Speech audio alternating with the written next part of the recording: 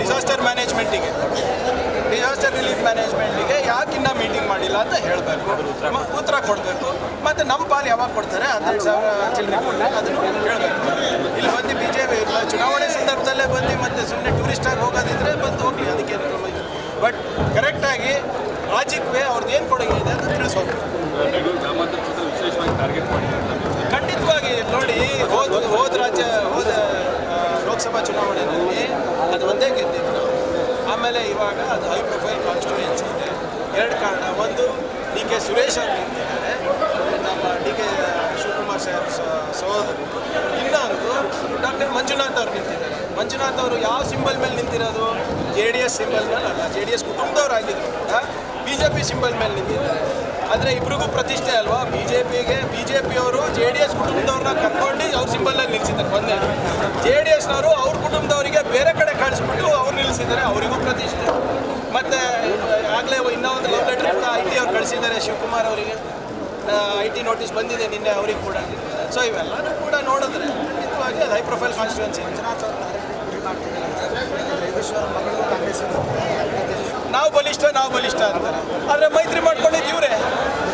ಮತ್ತು ಇವ್ರ ಕುಟುಂಬದವರೇ ಬೇರೆ ಸಿಂಬಲ್ನಲ್ಲಿ ನಿಂತಾಗ ಹೆಂಗೆ ಬಲಿಷ್ಠ ಆಗ್ತಾರೆ? ನಿನ್ನೆ ದೊಡ್ಡಗೌಡರು ಹೇಳಿದ್ರಂತಲ್ಲ, ಗರ್ವಭಂಗ ಮಾಡಬೇಕು ಅಂತ. ಹೆಂಗೆ ಗರ್ವಭಂಗ ಮಾಡ್ತಿರ್ತಾವೆ? ನಿಮ್ಮವರೇ ಬೇರೆ ಸಿಂಬಲ್ ಮೇಲೆ ನಿಂತಾಗ ಯಾರು ಗರ್ವಭಂಗ ಆಗಿದೆ? ಆತ್ಮಾವಲೋಕನ JDS ಅವ್ರು ಮಾಡ್ಕೊಂಡು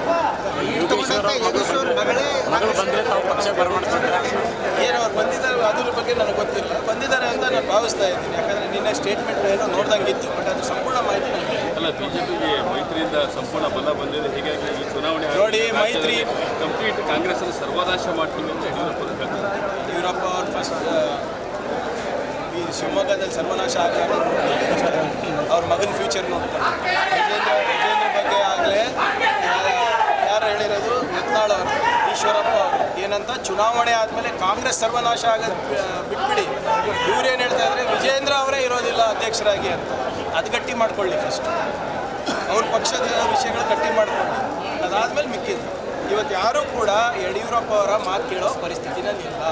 ಸಿದ್ದೇಶ್ವರ ಅವ್ರು ಕೇಳಿದ್ರ, BC ಪಾಟೀಲ್ ಅವ್ರು ಕೇಳಿದ್ರ, ನಿಮ್ಮ ಯಾರು ಚಿತ್ರದುರ್ಗ MLA ಅವರು ಕೇಳ್ತಾ ಇದ್ದಾರಾ?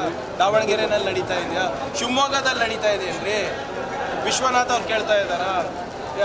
ಕಾರಜೋಳಗೆ ಹೋಗ್ಬೇಕಂತ ಘೋಷಣೆಗಳಿದೆ, ಶೋಭಾಗೆ ಹೋಗ್ಬೇಕಂತ ಘೋಷಣೆಗಳಿದೆ. ಇದಕ್ಕೆಲ್ಲ ಉತ್ತರ ಕೊಡಲಿ. ಅವ್ರು ಕಾಂಗ್ರೆಸ್ನಲ್ಲಿ ಏನು ಮಾಡ್ತಾಯಿದ್ರೆ, ನಮ್ಮ ಮನೇಲಿ ಯಾವ ಅಡುಗೆ ಮಾಡ್ತಾಯಿದ್ರೆ, ಯಾರು ಊಟ ಮಾಡ್ತಾಯಿದ್ರೆ ತೊಗೊಂಡು ಅವ್ರಿಗೇನು ಮಾಡೋದಿದೆ?